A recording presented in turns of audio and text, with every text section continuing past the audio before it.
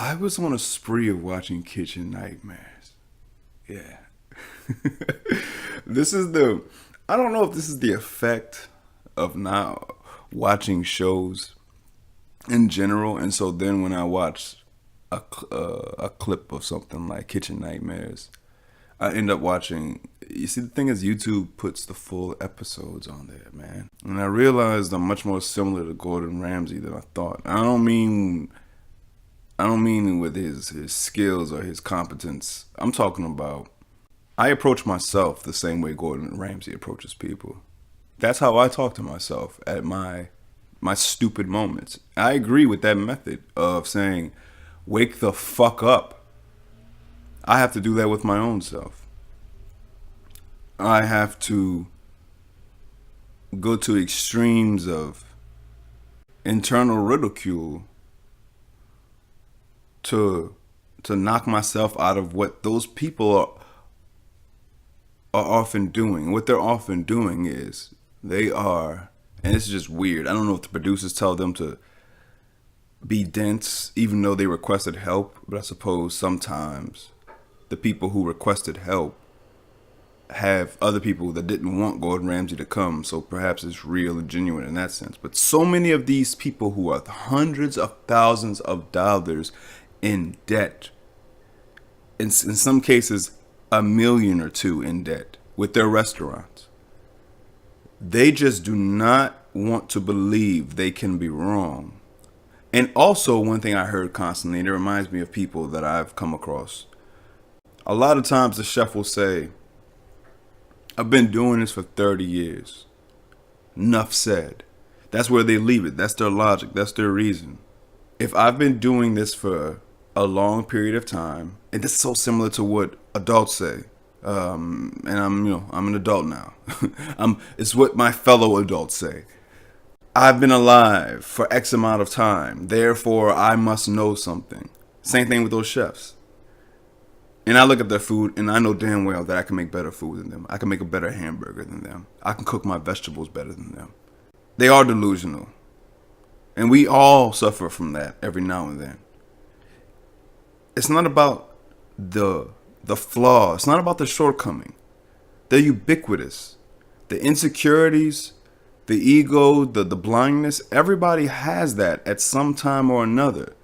But it is about what makes the difference is the willingness, the eagerness to want to recognize it and to do something about it before it is 30 years later. And you're like, wow, I'm kind of a dipshit.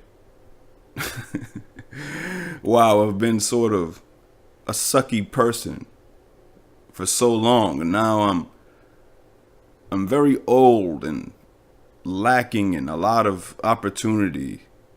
And I kind of burned a lot of bridges and caused a lot of pain. That's what I don't want to be at all. That scares the fuck out of me to be that blind as these people. That's why I make every effort, even to the point where I call, like, you can even call it masochistic. I want to know within my own heart, within my own mind, every potential flaw even. It freaks me out, the idea of just being that fucking blind to yourself and that allergic to rationality, sensibility, and reason. To think just because you're old, to think just because you have some kind of status, whatever the reason, whatever reason you think empowers you, it freaks me out that if it's to hold on to a without it being substantiated, without there being any kind of meaty evidence to really support your view of yourself. I want the details. I want the reasons. That takes a lot of mental energy, a lot of mental stamina, a lot of consideration. I admit that, but it's worth it to me. These people be dead inside on these shows. They be working in these restaurants 7 days a week, making shit food. But then I say I don't know how they stay in business. That's why they get Gordon Ramsay, because they are in hundreds of $1,000s in debt. So I guess they're not doing well. And I just see the parallel, man. Like, it's not just, I see that the factors that contribute to them needing Gordon Ramsay, also those factors exist with everybody we know in our lives. In the everyday normal world where people aren't, everybody's not owning businesses and shit, but people are still that way, socially speaking. And it helped me see that every family, I already knew this, but it's just, you know, it's just nice and delightful to see people, the way that they interact with each other, to be so fucking despicable. And it just helps remind me, I'm like, oh, okay, yeah, everybody rolls like that, huh? I forgot. It kind of makes me sad, and it makes me wonder, like, how can it ever be better? But it's because of the Gordon Ramsays of the world. You need somebody to come along that is undeniably credentialed, right? Or undeniably recognized. Like, this guy is recognized as somebody that knows what the hell he's doing. And then also I noticed something about Gordon Ramsay, which is dope about his energy, is that in these shows, and I heard he's different in the UK versions or whatnot, but he is, see, some people are committed to their authenticity without even necessarily it being an intellectual feat. You know, it's not necessarily some conscious pursuit on their part. Even maybe it is, maybe it isn't. I don't know. My man Ramsay was training under like the Michelin star chefs when he was like in his early 20s. So he's probably, he has to have been a certain kind of way all his life. And he's probably been dedicated to being what I perceive to be unbreakably authentic, because it just suited him, and like, what else would he have done? Maybe that's what he needed to do to thrive. I have no doubt, because I think authenticity, everybody that I think is dope in some way, an elite in some way, and I respect their behavior, their actions, their products, like all these people that are going through my mind, they tend to be just authentic every time I see them. And I call it like being the healthy sociopath. And that might not be the appropriate terminology, but what I like is that, like, when people are clearly, there's these instances where Ramsay could get lost in somebody's admiration of him. Ramsay can get lost in somebody's disdain of him, but it doesn't affect him at all. And it's not in some pompous way that it doesn't affect him either. I could tell he just has an objective. He just wants to get the shit done, get the shit fixed. And he's not there for all the filler. All that other shit is filler, which I feel I agree with when it comes to pursuing harmony. Something where the stakes aren't even as high, let's say, I guess you could say, because it's not hundreds of thousands of dollars or millions of dollars on the line in a lot of the typical unhealthy, dysfunctional social situations. But I feel like in a lot of our disagreements with each other, in a lot of our misunderstandings, there's just a lot of filler, a lot of fucking filler, a lot of emotions. And I'm not saying that, I'm not mad at the emotions. I'm mad at the person who can't place a priority over the emotion. I'm mad that we haven't matured. We don't have the wisdom to see that emotions they're a signal to us. They're a communication to us about something. Let them flow. Recognize them. Don't push them down. Don't deny them. But there's still an ultimate objective that we should be having. And it's obvious that I just want to make sense with you. But all you're doing is you are playing this sort of game that I'm not playing. And this game has all kinds of filler. This game makes you do all kinds of acrobatics to avoid seeing a wrong that you're committing, to seeing that you have obstructed improvement, you have obstructed us becoming better people, us having a better relationship, having a better bond, because of your ego because of your fear being uncomfortable, because of ageism too. A lot of these people, oh yes, other thing. That's what I meant to say too.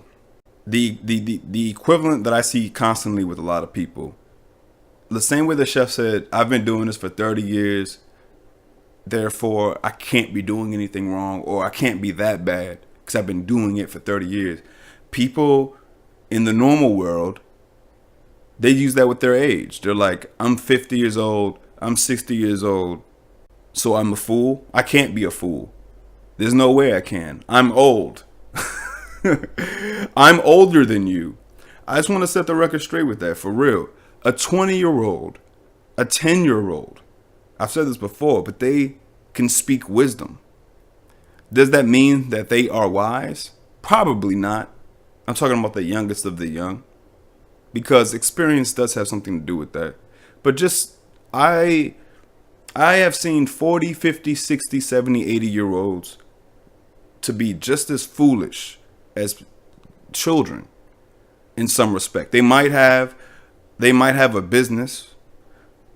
They might have this appearance, wearing a dress shirt with a slacks and a belt. Great. You sound like an adult. You look like an adult. You have all the adult amenities and the adult responsibilities. But when it comes to something that should be at this point, should be a second nature as communication with the people around you, you resort to childlike tactics, the ad hominem attacks, the judgment, the desire to win. That's always a big part of it. But it's unbelievable.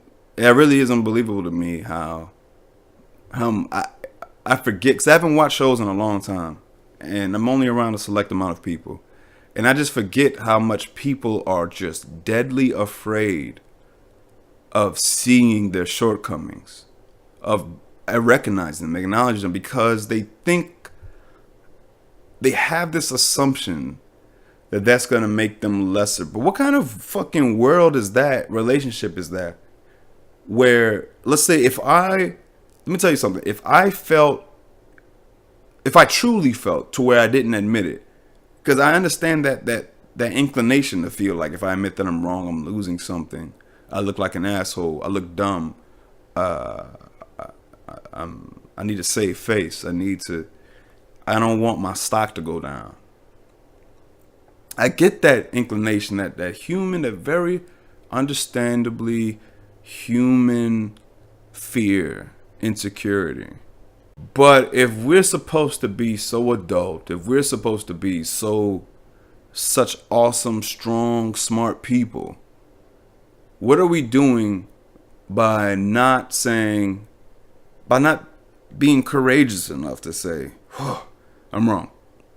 And if you admit you're wrong and admit that you've been a piece of shit, let's say, if the people in your world treat you like shit because you admitted that you were shit, that does, like, what's going on there? Because now those people to me are just as much at fault, kind of, sort of. Like a lot of episodes, I've seen this in real life too. The person admitted this shit, and then there would be John or Jane being like, "Yay, you admitted it," and I'm like rubbing salt in the wound. Like, okay, y'all are making it worse. When somebody admits how they fucked up, you don't rub it in more. You have to internally celebrate, not externally celebrate. If you got somebody in your life and you're having a table discussion with them, and they finally admit their errors and that they've been a piece of shit, you don't rub it in. That's what a lot of people on these shows do too. They're like, they're like, finally, and stuff. It's like, I get it. I get that feeling. But that doesn't help either. So it's just these seemingly small things that are very big. And one thing that like makes me very happy is that I know that I'm not living my life in such a way that in 10 years I'll look back and say, man, what have I been doing? I challenge myself enough to not have regrets, because it's all about the not having regrets. That regret is a particularly special and strange sensational toxin. I don't know if you would call it an emotion. I suppose you could. It's an emotion. For me, and everybody has to know their tolerance and know their own little unique responses to things. For me, regret is a particularly unforgivable monster. The times that I've regretted things, it's just eaten me up, and it's a very hard thing to shake. So a lot of my decisions are very much so based upon regret. Will I regret not doing this? And I can know, considering who I am at the moment and how I know I'll likely respond to a particular scenario in the future. You can't always be 100% certain, but I think you can be highly, highly certain. And that's major for me. If I know that, like, it helps me become a better person. If I'm having a disagreement with somebody I care about, and I need to be the bigger person, and I know that I'll regret it if I'm not, then I'll be the bigger person, and I won't resent that person for it. And here's the other side. If I'm having a disagreement with somebody I care about, and I know that I regret it if I engage with them, because I feel like there's just there's no maturity there.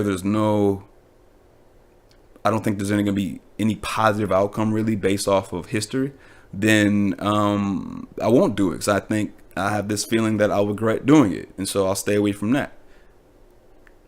Regret has a lot of say so, because I'm not trying to be, when, like, there's a lot of these dudes who are old on there, right? They're old and they're stuck in their ways, men and women, but a lot of them are men on Kitchen Nightmares, and that is a nightmare in my view. To be elderly and to be completely oblivious to the destruction you've caused in the past. Were I to do that and then it all hit me, I would be like, now I'm much more fragile. I'm much less energetic. I'm much less capable. And now I have to sit with all that I've done. Fuck that, man. Fuck that, dude. No, don't want it. I don't want nothing. Get that away from me. Get that away from me. That's the autopilot. That's the zombification. That's the waking up of it all. And waking up too late, I'm good on that. That's why I want to. It's a now or never thing for me right now, with all that I'm doing, all that I'm thinking about, what I'd want to pursue. If I don't do it now, I'm not going to do it better later. You better believe that. And it also, just talking about it right now, makes me realize that, I've come to this unfortunate, now I'm jumping to something else. I've accepted that I've lived a very privileged life, extremely privileged, and I've been extremely fortunate. I've been in some tough situations, that for some people would have ruined their life. And for me, I didn't, because I had safety nets, and familial safety nets, and I've had a lot of different kind of security. Just good fortune, man. Extremely, extremely, extremely good fortune. To be honest, I forgot the point that I was going to make. But I've had extremely good fortune. But I know that I just can't complain. I really can't complain. Honestly. If tragedy struck me now, I could not feel like a victim, even if I felt like a victim. I know at the base of my soul, at the the steps of my truth, that I've been so fucking fortunate that at this point, I what do I have to complain about? And so many people, you know what's funny about people's woes and their troubles and some people's burdens? They're self-imposed. They're self-imposed. Like mine are self-imposed. The hardships that I have, a lot of them have been, all of it has been chosen. Now, I haven't chosen the chemistry that makes me ruminate and brood, which has taken a lot of my time in my life. There was many times when women were on my mind. I was the particular girl I was pursuing, and it wasn't going well. I would just think about it and think about it, ruminate and ruminate. Not just with that, with just anything. I'm a worrier. I used to not worry at all, and then when I started caring about becoming something, quote unquote, all of a sudden I was worrying, anxious, and my mind wouldn't stop going. Like ever since I woke up, let's say, ever since I turned my mind on, I turned all the lights on. It was just like there would be nights where it'd be insufferable. And I said on the other podcast that I wouldn't drink. That it's hard for me to become an alcoholic the way that liquor doesn't have a profound reward upon my system, but I would try to like drink it away. Sometimes, most of the time, I would just deal with it. I like when Homeboy in my fucking movie Silver Linings Playbook, how he's talking about with his bipolar condition, he was just white knuckling it for most of his life. And I know most people know what white knuckling it means, but I'm just want to let you know that, like, if you don't know what that means, is when you clench your fist to where the blood is not going to where your knuckles are white for a white person. But my point about that, or for anyone who's fair skinned. But look, I'm saying, like, I used to just deal with the suffering. There'd be nights I'd have a lot of insomniac nights, still do, and just deal with it. The thoughts won't stop. But now, fucking thank God, I have a way of obstructing the momentum of the rumination, of the brooding of the thoughts. Meditation truly is a real thing, and it works, and it helps me. Thank God, because thoughts can kill you. Thoughts can just weigh a ton on your ass. Especially when I was writing. Writing made my thoughts so much more powerful when I was in the writing process. And I'm still writing. I'm still working on my shit. But there's several. I'm keeping a lot of what I'm doing close to my vest because motherfuckers don't even know what I'm doing at the moment until I fucking decide. It's on a need to know basis. But privileged life. Thoughts are powerful.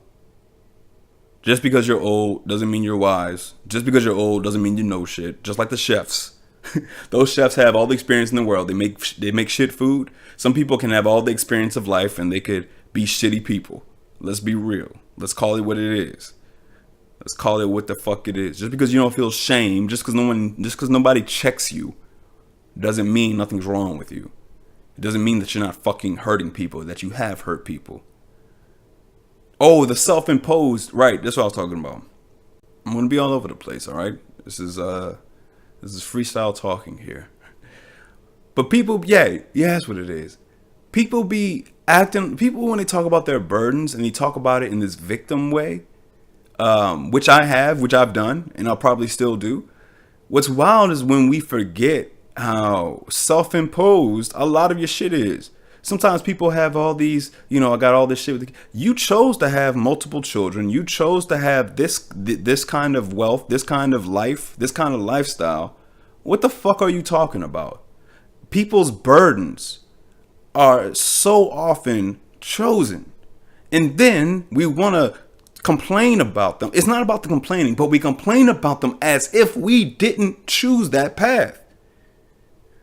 I'll complain about the path I chose, but I want to complain about it with perspective. Like, damn, this is hard. This is so much harder than I thought. That's so much harder than I thought. I suck here, I suck there. I'm getting beat up here, I'm getting beat up there. But don't forget, motherfucker, you chose this shit. And oh, that's what I was saying. Like I was saying, I didn't. It's hard. I gotta admit, what I am a victim of, quote unquote, is like just if I push my body, I don't know how other people. I see people push themselves, right? And it's like they push themselves and then they get shit done. I push myself, I literally get sick. If I work out. If I work out past a state of a certain kind of red zone inside me, it's like the stresses. I'm putting a certain kind of physical stress on me at the gym. I'm working out longer than I would normally in the name of like pushing myself. My body will literally I will literally get sick, physically ill. I'll literally get physically ill at times. And so I have to learn how to not to work out just the right amount, the right dose of exercise. I have to learn how to rest again, because when you're addicted to productivity or you're so hell bent on being productive, you think rest. I know for me, I'm like, if I rest, that means that I am lazy. If I rest, that is time that could have been spent on doing something productive. But then when I'm super honest and I'm outside of myself and the ego's gone and I'm centered, I'm like, rest is not a punishment. Sleep is not a punishment. Recuperating is not a failure. That we demonize rest shows how stupid we are. Rest, if you combine it with hard work, equals strengthening yourself. It equals becoming better. It equals betterment, improvement. But just going and going and going with a rest that's resentful, like Virginia Woolf, that quote, what she called it? She said, sleep, that damnable curtailment of the enjoyment of life.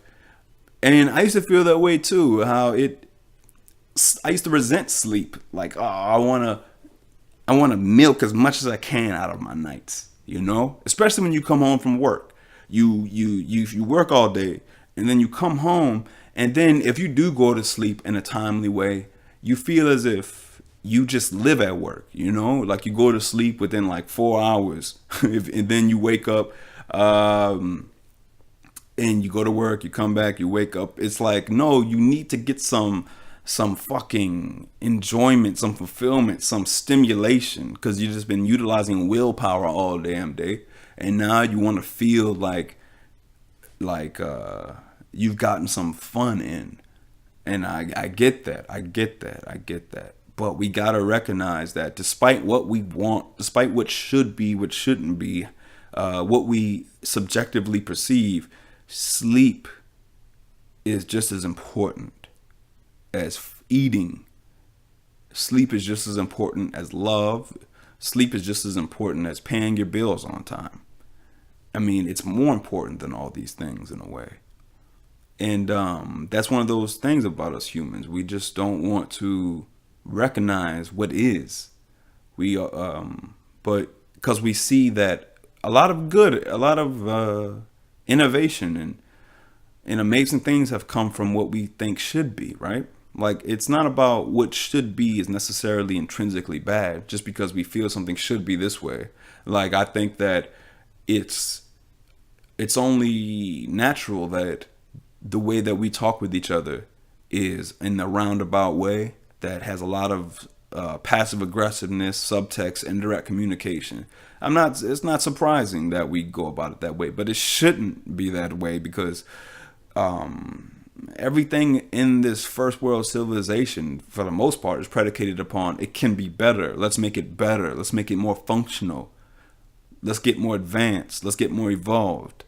So if we can have just like the same luxury you have of turning on a light switch, flushing your toilet, turning on your stove, having the internet, these luxuries that create a better functionality, make things more smooth, make your life easier.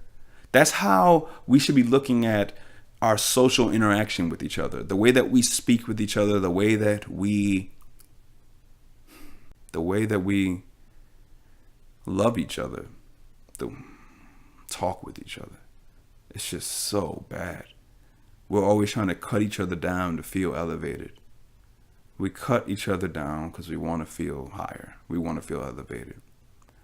We don't want to understand because it's uncomfortable to fucking acknowledge that you could have this blind spot. We want the leverage. We want to win. We want the advantage. That's weakness talking, though. That's weakness talking.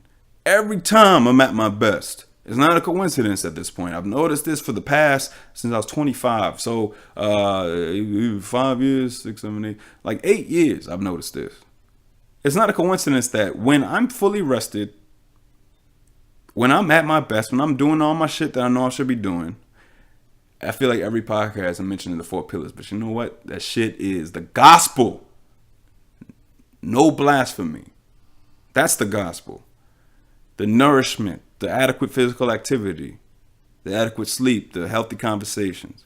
When all that's there, it's not a coincidence that everything is all good. That I'm not snippy. That I will only be completely understanding, non-judgmental, extremely charitable, non-reactive. That's not the only thing. It's also a desire to be that way. A desire to see what is the best route conversationally. And the desire to have harmony. That is also plays a part. But we don't have those kind of objectives. That's not at the forefront of our mind. That's not our main priority or main concern. But then when that's not your priority, man, we have these fucking false, artificial ass, thinly veiled aggressiveness. These whack ass relationships where you're just fucking dead inside, but you just do it anyway.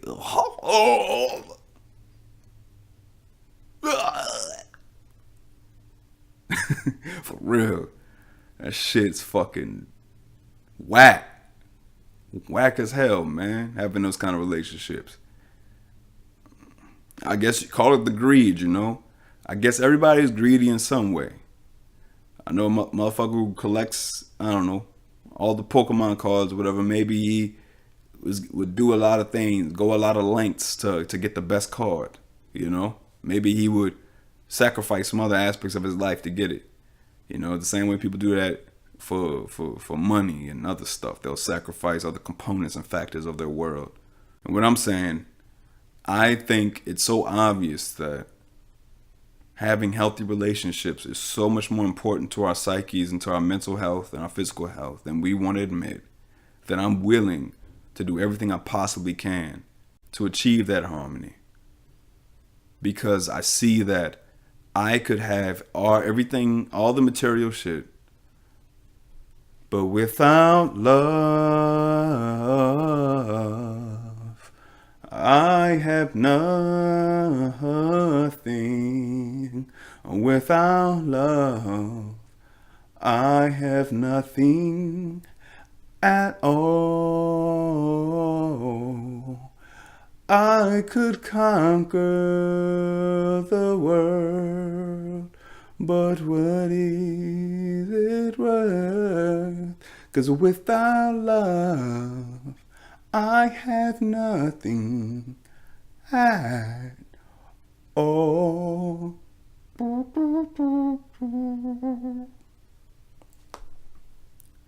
We have finite time and finite energy. Choose accordingly. I believe Noam Chomsky said something like that. But, alright, y'all. I just had to whip that one out. I'm trying to make these. I'm trying to make them. I'm making them. I'm just, I'm sitting myself down and just getting to talking, alright? So if it's all over the place, I apologize, alright? I feel like I can only get better. And that might not be true. I might only get worse. But, fuck it. Alright, y'all. Love you. Peace out.